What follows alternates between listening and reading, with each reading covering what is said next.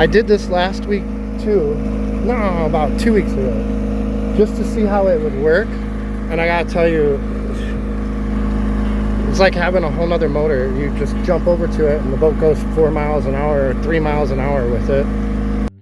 I can steer from in here, I can steer from the dinghy, or I can steer from out front with the trolling motor. It's just when you're going along a river, it doesn't take much to turn the direction. In reality, if you jump from one side of the boat to the other, you can actually slowly turn the boat just on your weight. It's pretty cool. It's a whole nother way to get around. The other thing I've really noticed about long distance side tying with your dinghy is you don't have any vibration in your boat. It's like this boat isn't running. It's calm. There's no vibration. So all the noise and the vibration and everything is off of the boat. It's like someone's passing you by versus driving with this motor. But you can steer with this motor still. I wonder what gas mileage difference is. I think this is probably eating up gas because it's pushing so hard.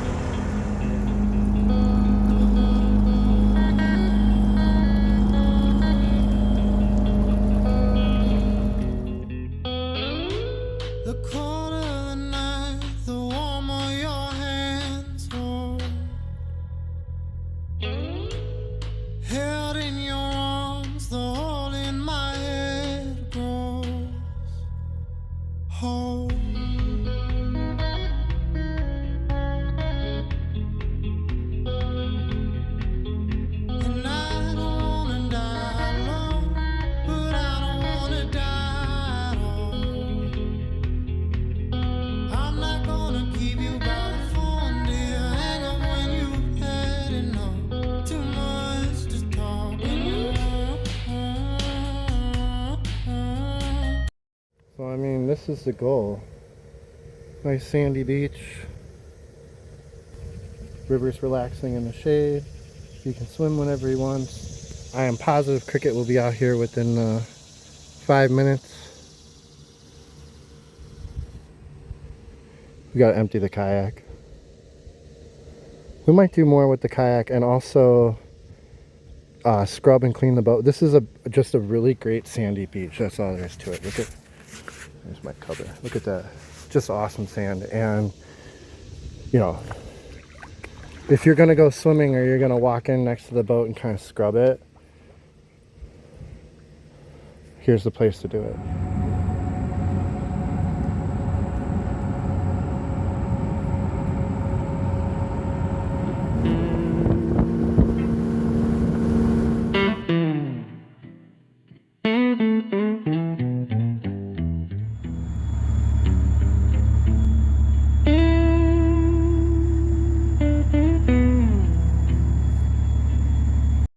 Can you go out? Come on. Go potty, buddy.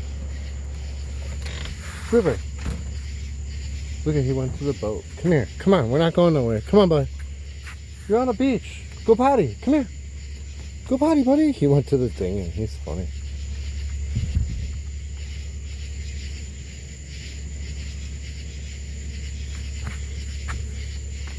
Ooh, I have to, there we go. We have nighttime. You could see the bugs on the back of the boat from the lights.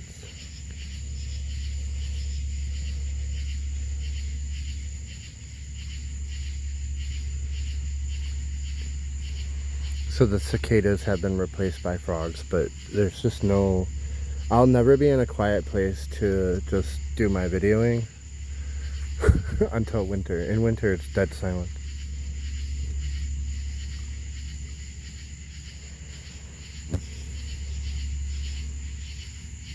Oh, I can hear a deer. I can hear a deer right over there. Alright, I'm getting eaten alive. I'm going back inside.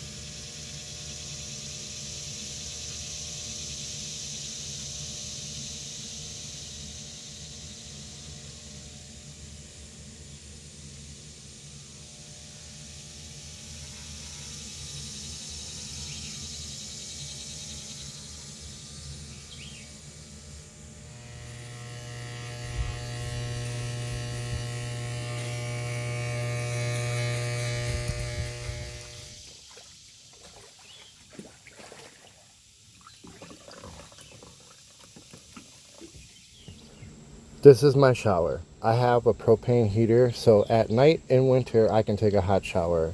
Other than that, if you're gonna shower in daytime, the hose sits in the sun and it's burning hot water, just like when you turn it on at your house. So the longer hose you have, the longer shower you can take, and you just set it, hang it, get in it.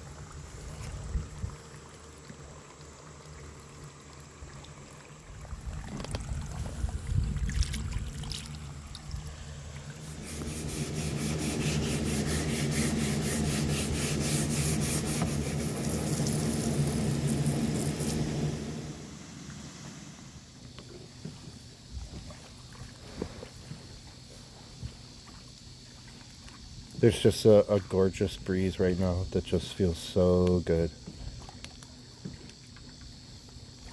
It's kind of perfect right now. The sun is already ducking behind the trees right there. So we're just gonna get more and more shade today. It's past my feet already. River's out there. Cricket's taking her nap inside, but so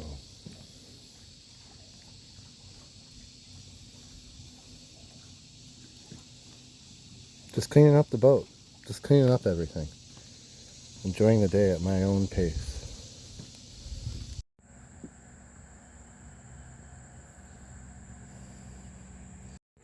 Hey, you're gonna get in trouble.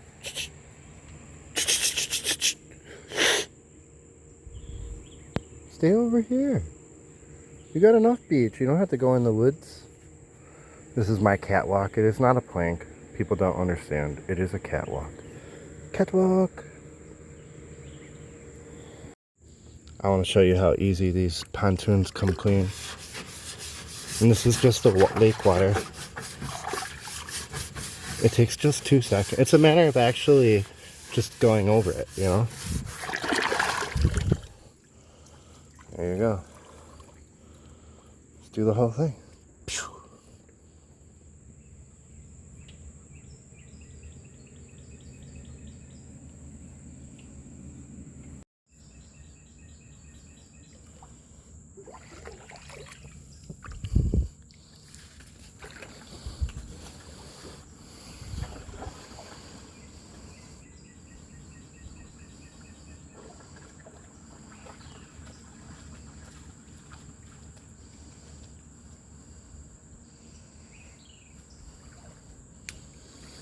So I got a quarter of it done already.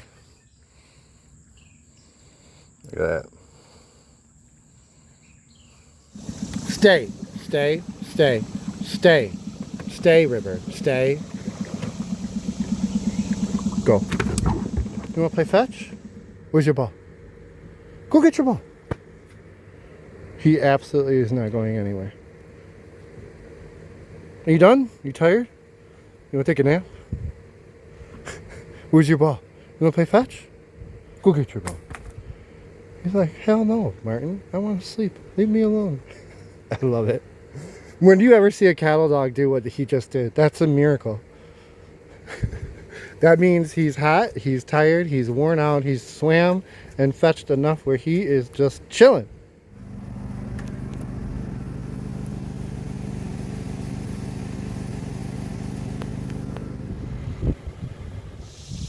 I wanted to mention, I talked to Aferiy after the last episode, and they've increased my discount code.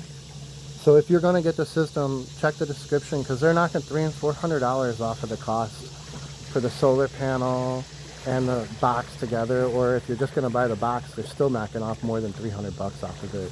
If you're going to buy it, you might as well save $300-400 bucks by using my promo code. It's in the description of this video and last video.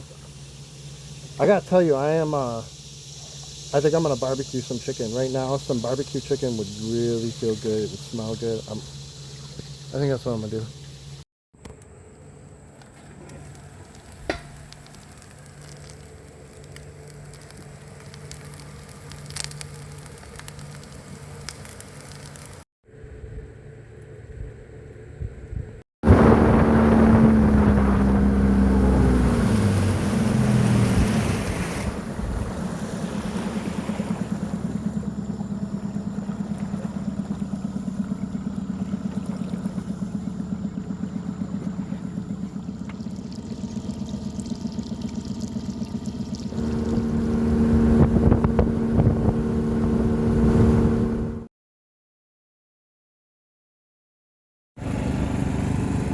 Alright, I set the thermostat for 72. We got the blanket up covering the back window. I'm gonna go help my buddy. Today it's like 94 will be the high, and the feels like will be 104, and we're just gonna spend a few hours this morning before it gets too hot putting shingles on our house. Then I'm gonna come back here and hang out with River and probably go to the store. We gotta get some stuff.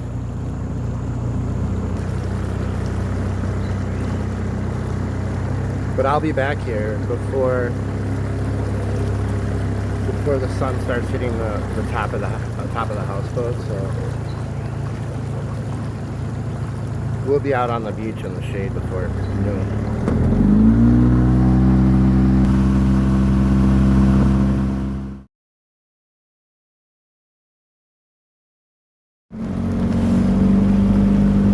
Well, we come here for shade, and we come here to get out of the rain.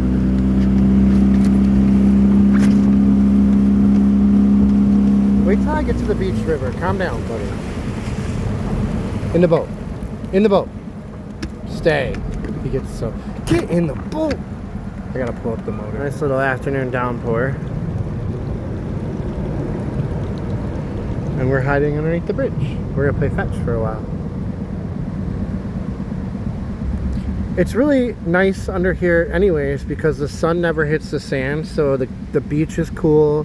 The water's still 85 degrees because it's just coming through here, but it's just a decent place to go. Now, you do have to worry, everybody throws their glass bottles and their fishing hooks, so you got to be careful with that, although River's pretty good at finding any way to hurt his paws. No, he's actually gotten a lot better at that lately.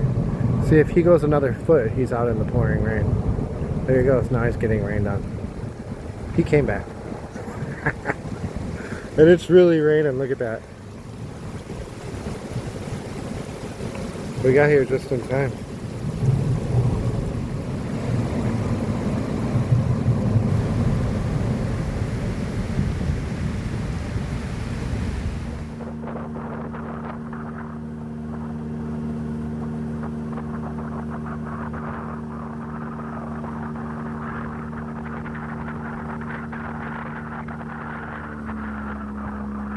I had ordered new feet for my generator to stabilize it while it's running about a week ago, and I got them in a few days ago, and now I've gone through and kind of put them in. It's working. I feel like I need to maybe invest in a new generator just by looking at how everything is from underneath here, but it's working.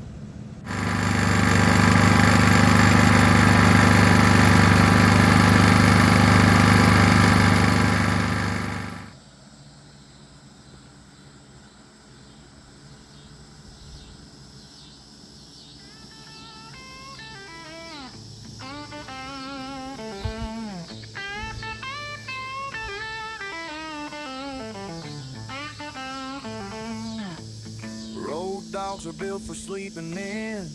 I've been up since 4 a.m. That your words are better than my better days.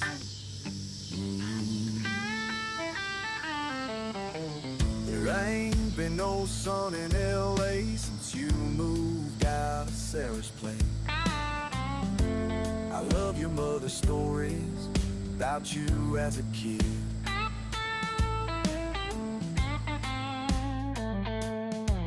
I heard you scored a job in the East Village. Where'd you go? Need a Sullivan wait. So he is religious about this. When he's on sand, he will dig down to the cool sand and then lay on it. Pretty awesome. I saw dogs in Jamaica do that a lot.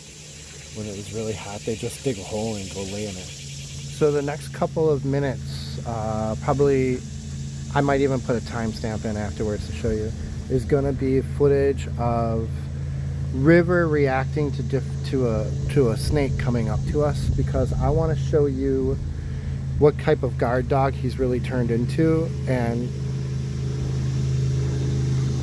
I want you to realize he hasn't I didn't train this into him.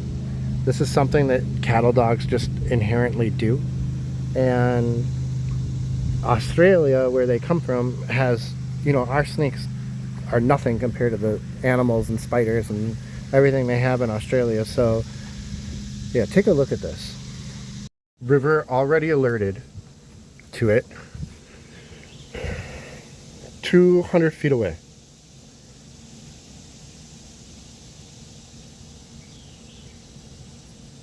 Making its way along the shore, and River's already seeing it right there, center screen right now. He just barked and growled. So a lot of people want to know how I don't get bit by snakes or have them sneak up on me. Both River and Cricket can smell these things from such a distance, and the motion of the V in the water, look at it, it's still coming right there.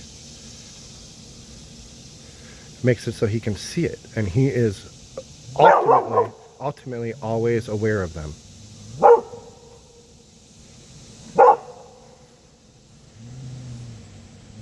So right now, if there was my screen or my door open up front, I would just close it, which is what I'm going to do right now. Yeah, you're keeping us safe, aren't you? I love you, buddy. You're a good boy. You're a good boy. Now remember, you have to stay. You can't go after it. You have to stay here. I don't have a good camera shot of him. To me, he looks like he's right there. Yeah, it is. It's through the trees. So he started right there. I got the warning from River there, and I'll look at the timestamp, but it's been at least 5 minutes since River told me he's coming. The other thing is, I don't know. It's riding on the water really high, so you think it's a cottonmouth, but water snakes look a lot like cottonmouths from a distance. So when it comes up here, we'll see if we can identify it. Here he comes. Oh, that's a cottonmouth would be my guess.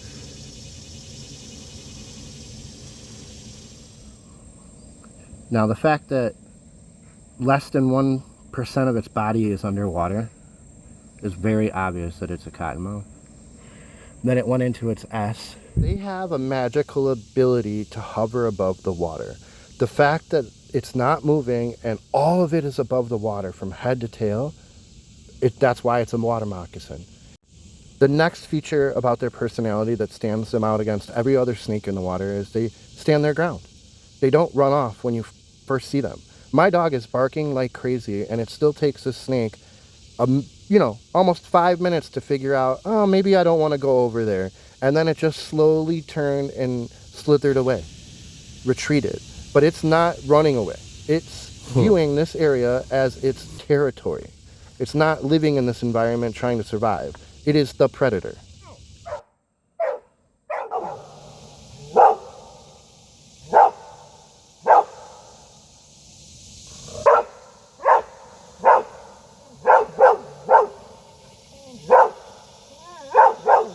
It's okay. You're a good boy. Thank you. Good dog. Way to protect the boat. You're a good boy. Yeah. You're a good boy. I'm proud of you. That's a good dog. Can you sit? Can you sit down? Yeah, I'm happy for you. You got to bark at something. You're a good boy. You're pretty. Where is it?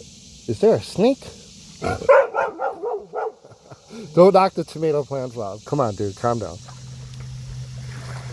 The only way that your dog is going to be completely safe is if he's like River, where when I tell him to stay, he stays.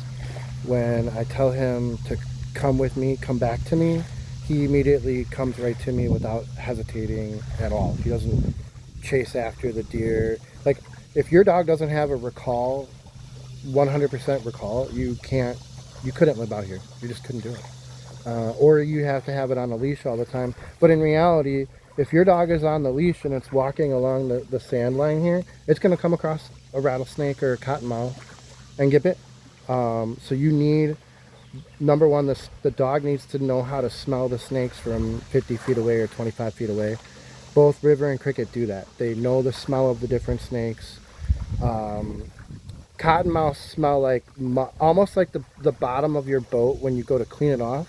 They smell like that. They smell like that musky odor.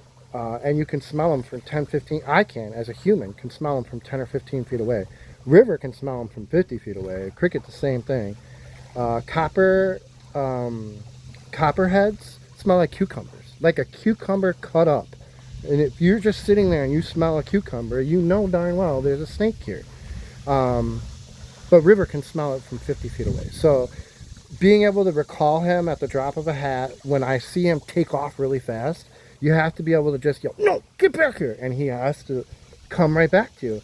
Otherwise, your dog has to be leashed all the time. I had 4 different people come by today and hang out back here and talk because they were just driving through the river and they actually saw my boat. I never really park anywhere within visual of the river itself, but this beach is just so nice. And you know, the 100-degree weather this week, River and I like sitting on the beach in the wind, and so does Cricket. So we decided to do it. We're getting waked out, which is one of the main reasons why people don't park on the side of the river. The other thing I wanted to mention or talk about was last time I went way down river. I spent a while side tying my boat like I did in this video, where, come here right now, don't even think about it. What are you doing? See, he just gets up and growls in there underneath the boat right there, and you can see it. His coat stands up. Go on the boat right now. No, we're not doing that. Get on the boat. Get on the boat. And you gotta kind of be harsh with them. Stay. It's just, you just gotta be attentive, and you gotta be able to stop him from running. Anyways, so I'm gonna show you a bit from 2 weeks ago that I didn't include in the last video because it was too much detail, and in the last video I was going for less talking and more watching what I do and stuff. But I want people to understand how important having a gasoline motor on your dinghy, and the fact that more and more people, and almost everybody down in Louisiana and Mississippi, don't have engines on their camps or the houseboat. They move them with their John boats. Watch this part because it's making me rethink my next build. In my mind, I don't think I'll have a motor. I think I'll spend more money on a 15 horsepower motor for my dinghy. And then I also think I will have 5 pontoons instead of 3, where it'll be 16 feet wide and 26 feet to 30 feet long. So I pay a small docking fee. The boat will never, there's no way it'll tip over. I'll have a wraparound porch, and there will be no console or steering wheel or anything to mess up the house. It'll just be a house. You know what I mean? Check this out.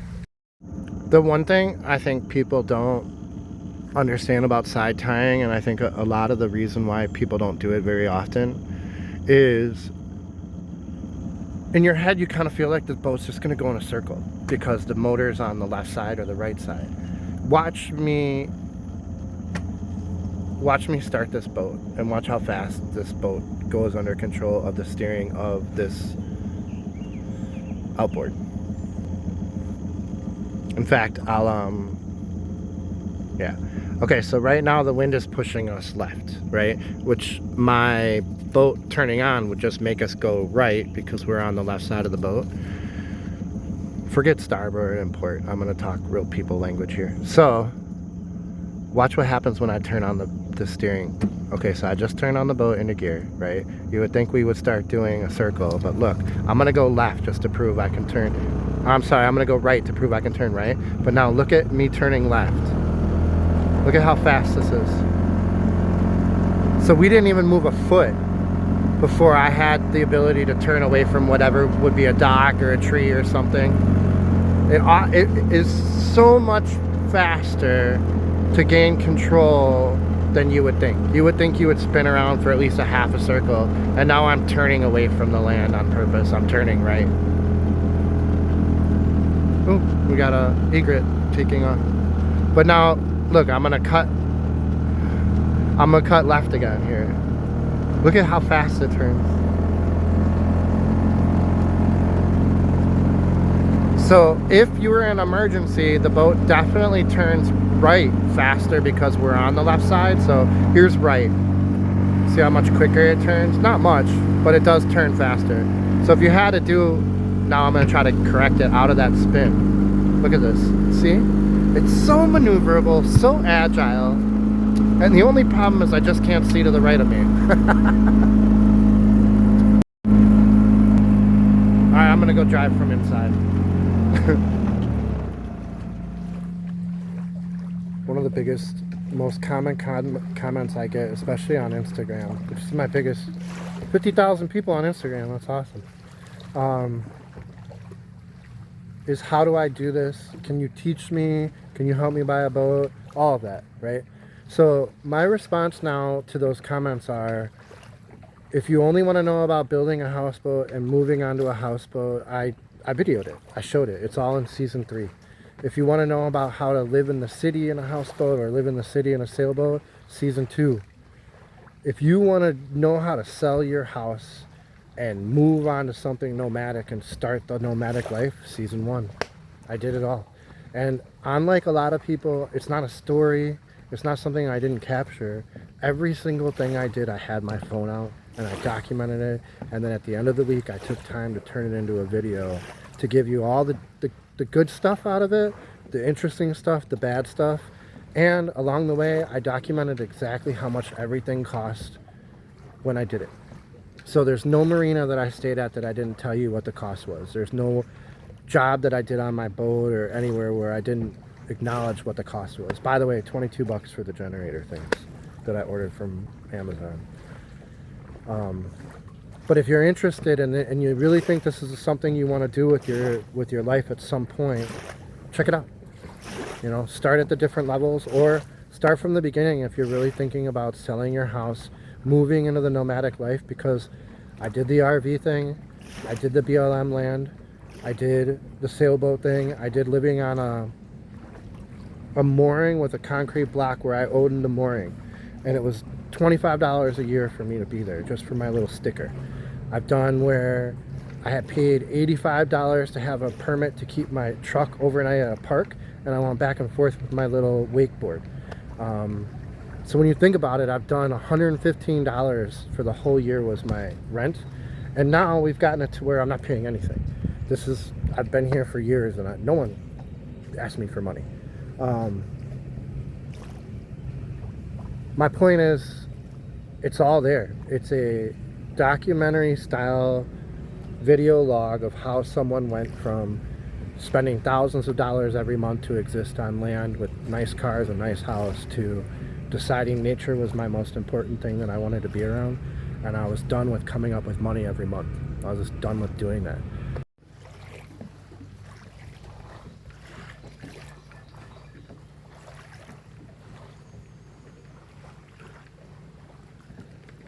If you ever want to get really good shots of butterflies, just pee on the ground. They come to the puddle the next day. By like 15 or 20 of them come. They like the salt. Anyways, I really appreciate you guys watching the channel, watching the episodes, keeping up with Rare Cricket and I. It was very kind of you, very nice of you. Whoa, whoa. I'd say I've seen some beautiful days. I've walked countless coastlines. Awoken on mountaintops. I have seen death and birth and kissed good lips.